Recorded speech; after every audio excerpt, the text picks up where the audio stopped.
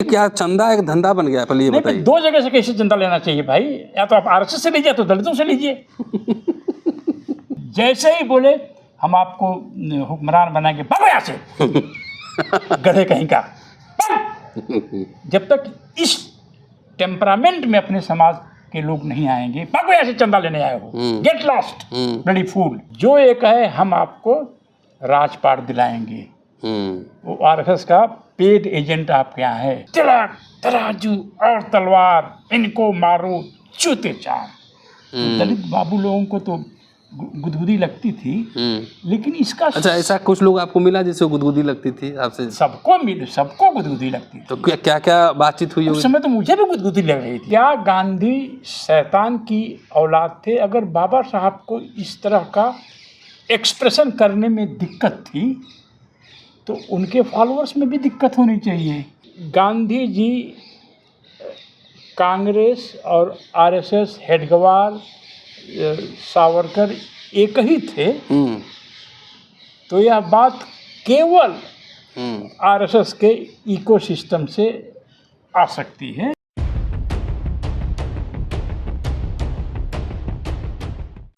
क्या गांधी शैतान की औलाद थे? क्या डॉक्टर अंबेडकर ने ऐसी भाषा का कभी इस्तेमाल किया? यदि नहीं किया, और जहाँ तक मैं पढ़ा हूँ, वो माय डियर महात्मा जी भी लिखते थे, और उनके वैचारिक मतभेद थे, लेकिन व्यक्तिगत कोई रंजिश उस तरह से नहीं थी, और न ही दोनों के बीच अपशब्दों का इस्तेमाल होता था। आखिर दलित आंदोलन में इस तरह की भाषा का प्रयोग और गालीबाजों की फौज कहाँ से आई है, इसका जेनेसिस क्या है? और अब सोशल मीडिया के ज़माने में गालीबाजों की फौज बढ़ती जा रही है। अंबेडकर को पढ़े हों या ना पढ़े हों, अंबेडकर के नाम पे संगठन बनेंगे, चंदे लिए जाएंगे, और ब्लू गमछा पहन के भी अभद्र भाषा अपशब्दों का इस्तेमाल करेंगे। बहुत सारे संगठन हैं, लाखों करोड़ों चंदे मिलते हैं, बड़े बड़े नारे लगाए जाते हैं, दावे किए जाते हैं, लेकिन आपस में आजकल सोशल मीडिया पर हम देख रहे हैं कि आपस में खींचतान है, संगठन टूट टूट कर खंडों में बिखर रहे हैं, और कई तरह के आरोप सोशल मीडिया पे देखे जा रहे हैं, जिसमें गबन से लेकर भ्रष्टाचार और तरह तरह के सीडी और रिकॉर्डिंग के भी चर्चे आ रहे हैं। क्या वाकई अंबेडकर के नाम पे जो संगठन बने या जो जिस तरह से हो रहे हैं, ज़्यादातर उसमें से कुछ अच्छे भी होंगे, मैं ये नहीं कह रहा, क्या वैसे लोगों ने अंबेडकर को सर के बल खड़ा कर दिया है? चर्चा इसी विषय पर। दोस्तों, रतनलाल बोल रहा हूँ और आप देख रहे हैं अम्बेडकरनामा। दलित चिंतक, आइडियोलॉग चंद्रभान प्रसाद साहब हैं हमारे साथ। दलित नोट पावर यूट्यूब भी अपना चलाते हैं, और साथ साथ 0+ शर्ट की एक अपनी कंपनी भी चलाते हैं। काफ़ी पढ़ते हैं, और अभी इनका एक इंटरनेशनल रेप्यूटेड जर्नल में जो है एक आर्टिकल भी छपा है, लगातार लिखते रहते हैं। इनसे समझने की कोशिश करेंगे। पहले वामपंथी थे, वामपंथ के बाद फिर लिबरल इकोनॉमी की तरफ आए, तो ज़रा समझने की कोशिश करते हैं कि इन्होंने वो फेज भी देखा है कम से कम जिसमें बाबू जगजीवन राम भी थे, वो फेज भी देखा जिसमें कांशीराम भी थे, अब का फेज जो है इसको ही बड़ी गंभीरता से आप देख रहे हैं। तो चंद्रभान जी से समझने की कोशिश करते हैं कि आखिर ये गाली और जो अभद्र भाषा है, इसका समाज शास्त्र क्या है, सोशियोलॉजी क्या है? स्वागत है सर। थैंक यू डॉक्टर साहब, ये एक बहुत ज़रूरी विषय है जी। सवाल तो यह भी होना चाहिए जी। कि क्या डॉक्टर हेडगेवार और गांधी एक जैसे थे? आरएसएस का तो जन्म ही हुआ है हिंदू राष्ट्र की स्थापना करने के लिए। जगह जगह यूनिवर्सिटी कैंपसेज में आरएसएस के लोगों द्वारा दलित ग्रुप्स पर हमले होते हैं। अभी कुछ दिन पहले दिल्ली यूनिवर्सिटी में कुछ लोग, कुछ दलित छात्र कुछ प्रदर्शन निकाल रहे थे, तो उन पर आरएसएस के लोगों ने हमले किए थे। तो कई बार डॉक्टर साहब ऐसा होता है कि अगर मान लीजिए मेरे पिताजी मेरे घर की छत पर 72 में मेरा घर बन गया था, नया वाला, वहाँ से खड़े होके और सारे मोहल्ले को गाली देते, अपर कास्ट को गाली देते वहीं से। तो क्या वे लोग जिनको गालियां पड़ रही हैं, मेरे पिताजी तो पहलवान थे, कुछ नहीं कर पाए मेरे पिताजी का, मेरे बारे में वो क्या सोचते हैं? कि गालीबाज का बेटा है, गालीबाज का बेटा है। तो दलितों को कभी कभी कहते हैं ना कि क्या खोया क्या पाया। तो किसी भी दलित के दिमाग में यह बात कहीं भी है कि गांधी जी कांग्रेस और आरएसएस हेडगेवार सावरकर एक ही थे, तो यह बात केवल आरएसएस के इकोसिस्टम से आ सकती है। ब्लर कर दो, पूरा जिग जाग कर दो कि पता ही लगे कौन सा वर्ग शत्रु है, कौन वर्ग मित्र है। यस। और मैं समझता हूँ कि कुछ नारे वामसेफी इकोसिस्टम से ऐसे आए जो दलितों के लिए प्राण घातक थे। जैसे कि गांधी जी, क्या तुम शैतान के बच्चे हो? तो इससे हुआ क्या, इस व्यवस्था में, इस समाज में, इस देश में अगर 1-2% जो गांधीवादी थे, दलितों के प्रति सिंपैथी रखते थे, उसको भी ख़त्म कर दिया आपने। मैंने अपनी किताब में लिखा है हमारे। अच्छा, जब तक ये वर्ड बैन नहीं हुआ, 18 बीपी सिंह के समय में, जहाँ तक मुझे याद आ रहा है, ये हरिजन शब्द, तब तक तो प्रचलन में लिखने में अम्बेडकर के राइटिंग से भी ये शब्द आते हैं, बाकी लोग यही शब्द, तो ऑफिशियल वर्ड यही था ना कि क्या गांधी शैतान की औलाद थे? अगर बाबा साहब को इस तरह का एक्सप्रेशन करने में दिक्कत थी तो उनके फॉलोअर्स में भी दिक्कत होनी चाहिए। और ये जो है बात कह करके जो भी सिंपैथी थी गांधीवादियों के कुछ लोगों में दलितों के प्रति, मैं एक उदाहरण दूंगा।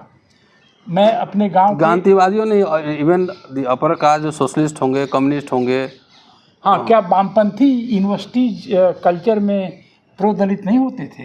होते ही थे, आप भी पढ़े हैं, हम भी पढ़े हैं। क्या जेएनयू में वामपंथी प्रो दलित नहीं होते थे? पर वो अगर अपर कास्ट बैकग्राउंड से हैं तो भी हमारे एनिमी हैं, वो भी शैतान की औलाद हैं। तो मैं अपनी किताब में एक बात का जिक्र किया हूँ कि किस तरह से जब हमारे पिताजी के 2 बड़े भाई, बाद में पिताजी बर्मा चले गए और पैसा लगे कमाने, जो है सोने चांदी के वो जो है मुहर क्या बोलते हैं कुछ, तो बड़ा सा घर बनने का इन्होंने ठाना। तो उस समय ईंटें की बिक्री नहीं होती थी। ईंटा किसी को बनाना है, सरकार को या किसी बड़े जमींदार को, तो ईंटे का प्राइवेट भट्ठा लगाते थे। जब प्राइवेट भट्ठा हमारा बनना शुरू हो गया तो जमींदार जो है उसको वाइट कलर के घोड़े की शौक थी, घोड़ा या घोड़ी जो भी हो, उसे पता चला तो वो आया और बोला कि ठीक है, अच्छी बात है, आप बड़ा घर बना रहे हैं, लेकिन इसकी ऊंचाई थोड़ा कम रखिएगा, हमारे घर से की ऊंचाई से थोड़ी कम होनी चाहिए। पर वही जमींदार का एक किस्सा है कि हमारे एक कजिन ब्रदर जिनकी डेथ पिछले साल हुई है, रेलवे में हम समझते हैं 58 वगैरह में वो बाबू बन गए थे, अभी रिटायर हुए हैं। वो मछली पकड़ रहे थे, मछली पकड़ने के लिए कटिया बना रहे थे और पता नहीं किसी ने खींच दिया तो कटिया ने इनका फाड़ दिया, खून बहने लगा। वो घोड़े से जा रहा था जमींदार, तुरंत घोड़े से उतरा, अपना साफा फाड़ करके ऊँटी में बांध दिया। और कभी हमारे गांव में जाएंगे, एक बहुत महान किस्म के व्यक्ति हुआ करते थे, पोस्ट मास्टर होकर रिटायर हुए थे हमारे समाज के। वो पढ़ने जा रहे थे और रो रहे थे। तो जमींदार ने कहा, क्यों रो रहा है बच्चा? तो बोले, पढ़ने जा रहे हैं। तो ज़बरदस्ती भेज रहे पढ़ने के लिए? नहीं, पढ़ने जा रहे हैं, भूखा है, कुछ खाने को नहीं मिला सुबह, इसलिए रो रहा है। तो उस समय परंपरा थी, कहीं कहीं आज भी है, कि कच्चे गेहूं में दाने तो पड़ गए हैं लेकिन पके नहीं हैं, तो उसको बाली पका के आग में, हाँ आग में पका के बोले तोड़ लाओ हमारे खेत से और बच्चे को खिला दो। तो ऐसा नहीं है कि सारे के सारे दिन रात दलितों को डंडा लेके ढूंढ रहे हैं। तो जो कुछ नरम दिल वाले थे उनको भी, क्या गांधी जी शैतान की औलाद थे, इस एक्सप्रेशन से तमाम लोगों को जो कभी सहानुभूति रखते थे दुश्मन बना दिया। और इसकी एक योजना है कि जो भी दलितों के प्रति थोड़ी भी सिंपैथी रखते हैं, जो इंडिविजुअल्स हैं, जो संस्थाएं हैं, पार्टी हैं, जो नियम कानून है, जो सिस्टम है, जैसे कि कांग्रेस ने एक सिस्टम बना दिया। अब कांग्रेस की जगह कोई और भी पार्टी आ गई तो वो सिस्टम चलता रहता था, वो सिस्टम मात्र अब बदल रहा है। तो उसको, इन सबको एनिमी बता दो दलितों का, और इतने मतलब कि मेरे मन में शब्द नहीं मिल रहे हैं, इतना घटिया किस्म का संबोधन करो, सब इनसे मुख मोड़ लें ताकि हमारे पास रहने के लिए इनके पास कोई और रास्ता न बचे। पब्लिक में भी खुशी की लहर होती है, किसी ने गाली दे दी। अरे कहिए, मैं दलित मिडिल क्लास के सीने में वो जो गुर्दा उर्दा होते हैं एकदम छलकने लगे, लगता है जरा सीना ही फाड़ के मारा जाएंगे। तिलक तराजू और तलवार, इनको मारो चूते चार। दलित बाबू लोगों को तो गुदगुदी लगती थी, लेकिन इसका अच्छा, ऐसा कुछ लोग आपको मिला जिससे गुदगुदी लगती थी आपसे? सबको गुदगुदी लगती थी। तो क्या क्या बातचीत हुई? उस समय तो मुझे भी गुदगुदी लग रही थी। अच्छा, आपको भी लगी थी? सही बोलना है ना हम लोगों को। हाँ, अब दिखाया, देखिए ये हमारी पार्टी दिखा दिया। अब मालूम होता है किस तरह से जो दलित नेतृत्व है, मतलब पावर एलीट, जिसको गवर्निंग क्लास बाबा साहब कहते हैं, उसमें कुछ लोग सिंपैथेटिक भी रहे होंगे, तभी तो अफर्मेटिव एक्शन, रिजर्वेशन, तमाम एजुकेशन। क्यों नहीं सिंपैथेटिक थे? हर ऑफिस में एक दो हुआ करते थे गांधीवादी, अरे नहीं हरिजनों का भला होना चाहिए भाई। कभी एंटी रिजर्वेशन आंदोलन चला गुजरात के अलावा? गुजरात में बाबू जगजीवन राम गए थे उस आंदोलन में, वो 144 था, तब भी हजारों की संख्या में गए थे वहाँ भीड़ में अपोज करने के लिए। हाँ। तो दलितों में, तो मतलब मेरा ये कहना था कि जो सिंपैथेटिक क्लास था, एक छोटा ही माइनर ही सही, सब लोग तो लिबरल डेमोक्रेट नहीं होंगे, उनको भी इन लोगों ने दुश्मन के शब्द खेमे में धकेल दिया, जबरदस्त धकेल दिया, ताकि दलितों के पास हमारे अलावा कोई रास्ता बचे ही नहीं। और यह क्राइम है, यह क्राइम है, क्योंकि जो दलित जब ऑफिस में जाता है, स्कूल में जाता है टीचर बन करके, ऑफिस में जाता है ऑफिसर कर्मचारी बन के, तो किसके बगल में बैठेगा? वो अपर कास्ट ही होंगे ज़्यादातर। ओबीसी तो अभी आए हैं ना, और ओबीसी भी मिला दिया जाए तो 50% ही होते हैं ये लोग ना। 50% तो वो हैं इन्फ्लुएंशियल पोजीशन पर, वो ज़्यादा रहते हैं। तो आपने दलितों के सारे पॉसिबल फ्रेंड्स को भी एनिमी खेमे में डाल दिया, और धीरे धीरे दलित समाज का वजीफा ख़त्म हो रहा है, फ्रीशिप ख़त्म हो रही है, नौकरियां ख़त्म हो रही हैं, कोई चू करने वाला नहीं है, कहीं कोई मूवमेंट नहीं, कोई आंदोलन नहीं, बिल्कुल नहीं। और जो आंदोलन जो की बात करेगा, जब मैंने जैसे कि कहा कि Dalit should capture physics, mathematics, English, तो गालियाँ पड़ने लगी कि दलितों को ये फटका रहे हैं चंद्रमाम प्रसाद। हम लोगों ने एक आंदोलन किया था इस वाले, ये क्या बोलते हैं, रोस्टर वाला, आपने देखा होगा 19 में। हाँ। और आंदोलन करके सरकार को हरा के हम लोग जीत के 200 पॉइंट रोस्टर लगवाए। पता नहीं गाली पड़ी थी कि नहीं आपको? दे रहे होंगे, उसमें से हजारों लोग नौकरी भी पा गए होंगे। हजारों। तो क्या यूपी हमने नहीं हजार लोगों को नौकरी दिलवा दिया? तब आरक्षण लागू करवा के secondary, higher secondary, high school और सेकेंडरी, हायर सेकेंडरी में, फिर वही डिग्री कॉलेज में एक्सटेंड हुआ। तो देखिए, ये समाज को, दलित समाज के बारे में एक कहावत है, कितना सही है कितना गलत। दलित को अगर आप एक गिलास पानी पिला दीजिए अपने घर पर बिठा के प्यार से, तो ज़रूरत पड़ने पर एक गिलास खून दे देगा। दलित बहुत ही कृतज्ञ होता है, जो उसका भला करता है उसको वो हमेशा दिमाग में रखता है। ये बात तो इसको उलट दिया पूरा। इस दलित कैरेक्टर को, इस दलित कल्चर को कुछ हुक्का राम के लोगों ने बर्बाद कर दिया, तहस नहस कर दिया। और शेड्यूल कास्ट का नुकसान होने पर लोगों को मजा आता है, कोई सिंपैथी नहीं है। कोई सिंपैथी नहीं है। और कुछ लोगों ने ही किया, पूरे देश के दलित समाज को भुगतना पड़ रहा है। पूरा देश के दलित समाज को भुगतना पड़ रहा है, क्योंकि पॉलिसी अगर ख़त्म होगी नेशनल लेवल पे, ये थोड़े है कि एक जगह दिल्ली में ख़त्म होगी या यूपी बिहार में ख़त्म होगी, तो केरला से लेकर कश्मीर तक ख़त्म होगी, सबको भुगतना पड़ रहा है। तो ये जो है दलित समाज, देखिए क्या खोया क्या पाया। कौन से नारे थे जो दलितों के हित में साबित हुए, कौन से नारे थे या विचारधारा थी जो दलितों का बहुत भयंकर नुकसान कर गए हैं। देखिए आप हमसे उम्र में बड़े हैं काफ़ी, और जब मैं स्कूल में पढ़ता होगा तब आप JNU में पढ़ते होंगे।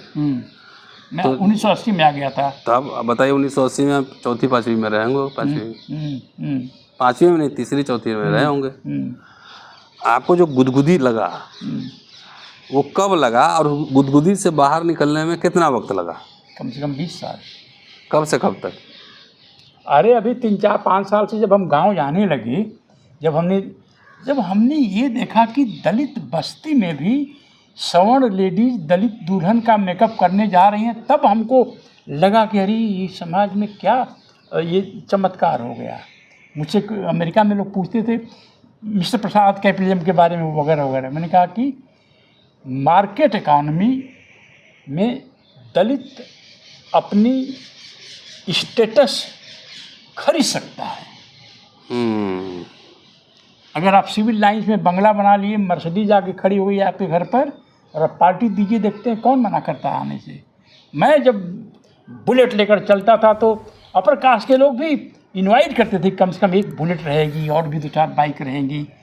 तो ये जो क्लास का जो एक परिभाषा है, जिसके पास धन दौलत आ गया है वो अपनी स्टेटस समाज में खरीद सकता है। आज दलित जो है, वीडियो देखिएगा दलित नोट पावर पर, एक चमार समाज के व्यक्ति का इंटरव्यू है जिनके 3 बच्चे दिल्ली में काम करते हैं, 5 लाख रुपए महीने कमाते हैं। जितने अपर कास्ट के लोगों को, ठाकुरों को उन्होंने इनवाइट किया, सब लोग आए खाने के लिए, क्योंकि वो बैरियर तो लचीला टूटा है काफी। क्योंकि जो केटरर उनके यहाँ आता है वही केटरर इनके यहाँ आया।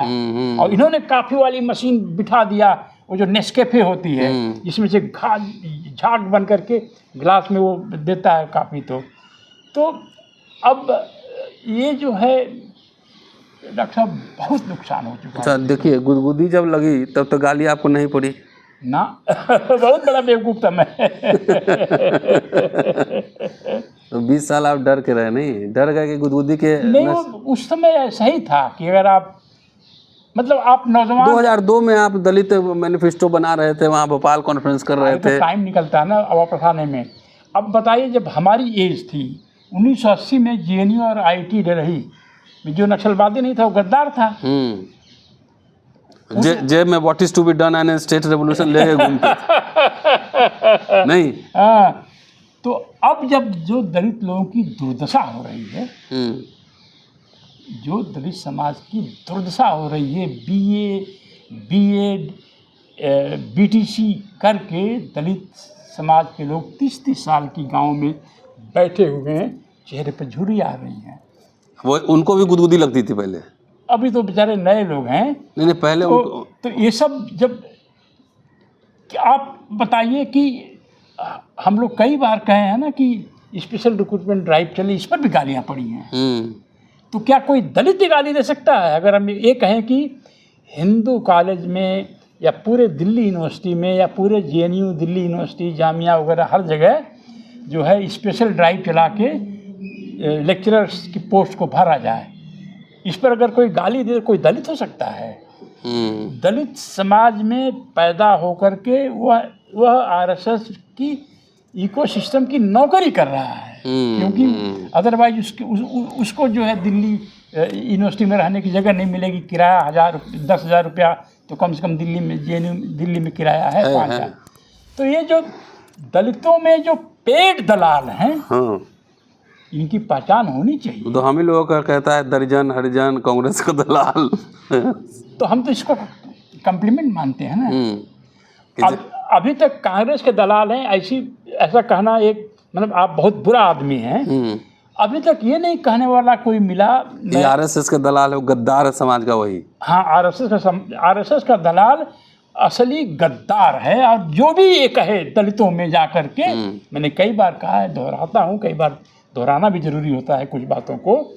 जो ये कहे हम आपको राजपाट दिलाएंगे, वो आरएसएस का पेड एजेंट आपके यहाँ है।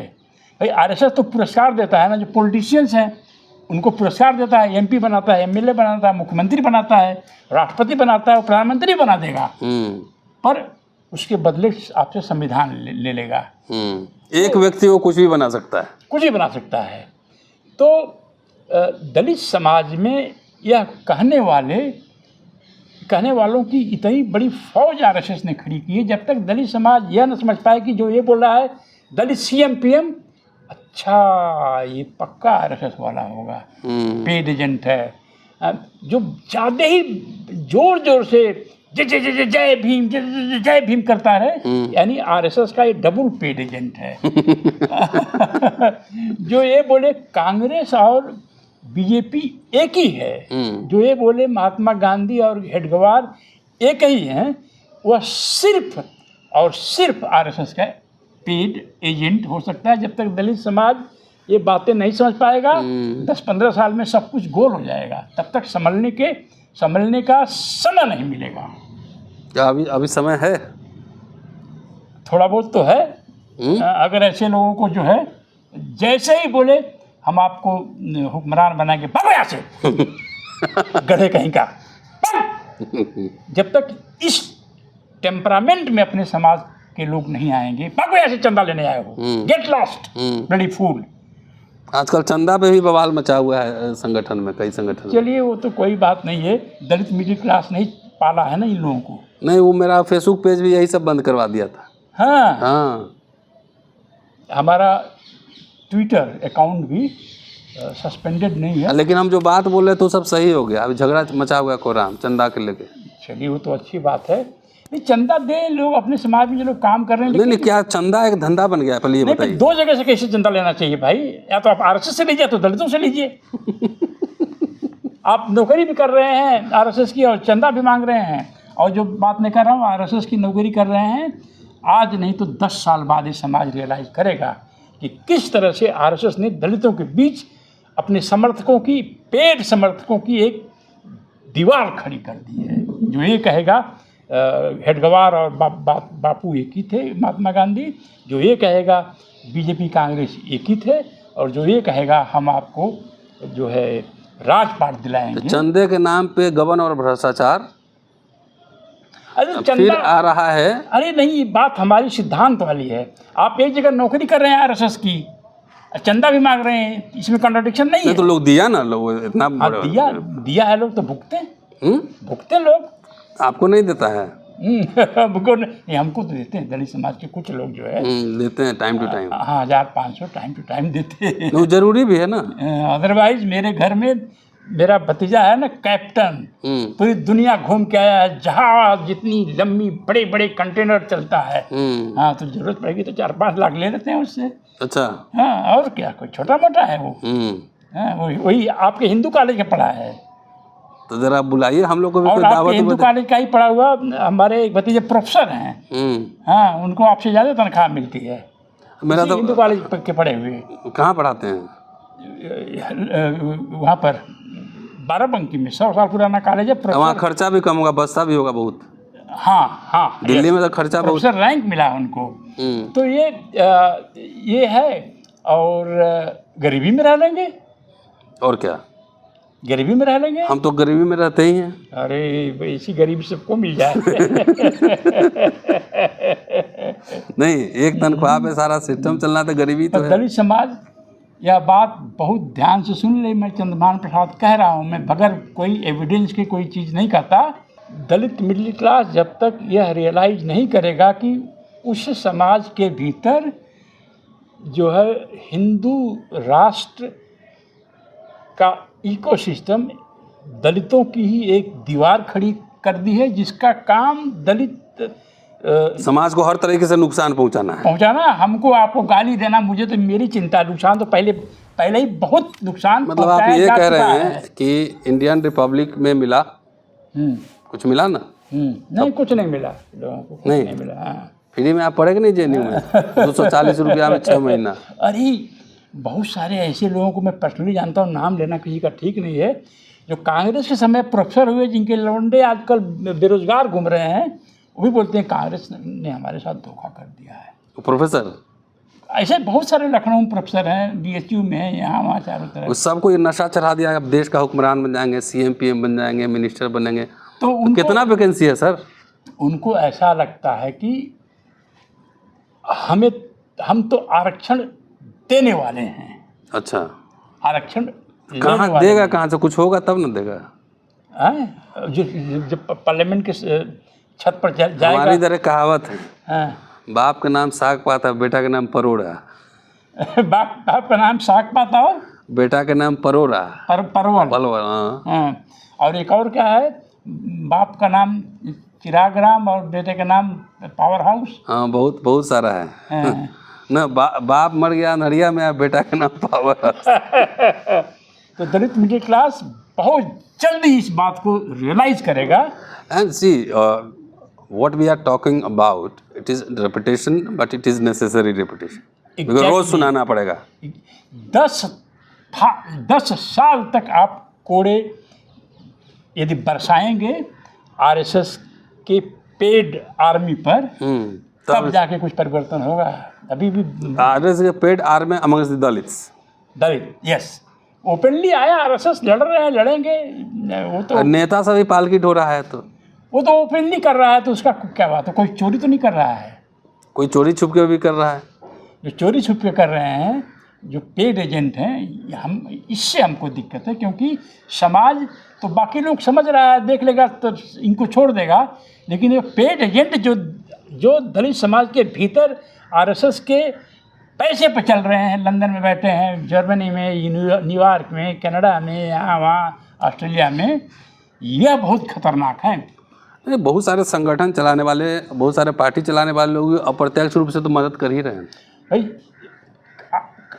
आरएसएस ने क्या सोचा, जो दलित पॉलिटिशियन है, इंडिविजुअल को खरीदना आसान है, हाँ, उसको पावर दे दो, पॉलिटिकल पावर दे दो, हाँ, राष्ट्रपति भी बना दो, वो जो है तुम्हारा काम करेगा। लेकिन जो पॉलिटिशियन नहीं है, नॉर्मल आदमी है, हाँ, वो लंदन में है, पीएचडी करके, पढ़ाई लिखाई करके, और नौकरी नहीं मिली, जॉब नहीं मिला, 1 साल बाद, 6 महीने बाद, 3 महीने बाद घर वापसी, तो उसको दे दो 1 लाख पाउंड हर महीने। चलिए, पॉलिटिशियन जो भी बनेंगे, चाहे इस तरह के जो लोग हैं, वो दंतहीन नखीन ही रहेंगे, क्योंकि पेरोल पर काम करते हैं।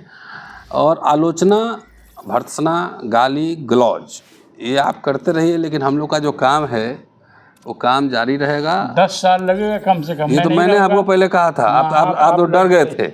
मैंने कहा था, डर नहीं, मैं कहा कि इतना थेथर समाज से के लिए क्या कर सकते। तो बिहार में कहते हैं ना, थेथर से बात करना था थेथराई कीजिए। वो नहीं मैं सीख पाया ना। हमारे इधर कहावत है कि थेथर से अगर बात करें तो थेथराई ही कीजिए। हाँ। अरे हमारे यहाँ नहीं थी। जिस भाषा में जो है उसी भाषा में जाइए फिर। हाँ। नहीं, मुझे तो कम्बैट सिखाया गया है ना, आप जानते हैं ना। खाली आप सीखे हैं, लड़े उड़े नहीं है। लड़े भी हैं, लेकिन अच्छी लड़ाई होनी चाहिए ना।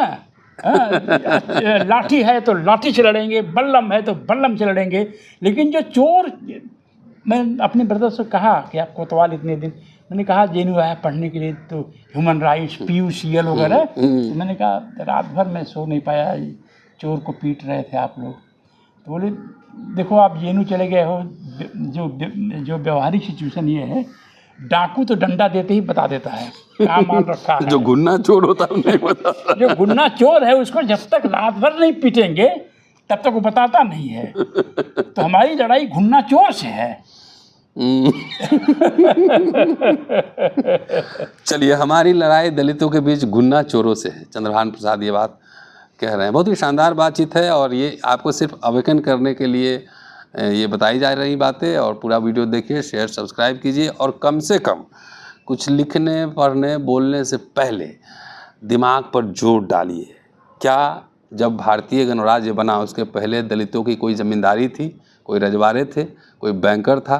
कितने अरबपति थे, एक आध दो जरूर रहे होंगे जो ट्रेड में रहे होंगे, लेकिन ओवरऑल समाज की दुर्दशा खराब थी। भारतीय गणराज्य में अफर्मेटिव एक्शन के थ्रू थोड़ा बहुत सिंपैथेटिक लोग थे जिनके थ्रू अधिकार मिले, लेकिन उनको गाली दे देकर अब आपके साथ सिंपैथी रखने वाले लोग भी नहीं हैं और सिर्फ अपनी जनसंख्या के आधार पर अब कभी हुक्मरान नहीं बन सकते हैं। इसलिए अनरियलिस्टिक ड्रीम्स मत देखा कीजिए।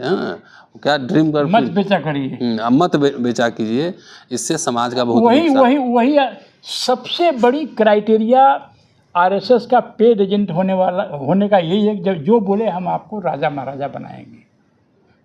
चलिए शुक्रिया, देखते रहिए अम्बेडकर नमा। ये थे चंद्रभान साहब, शुक्रिया सर, थैंक यू। जय भीम, जय भारत।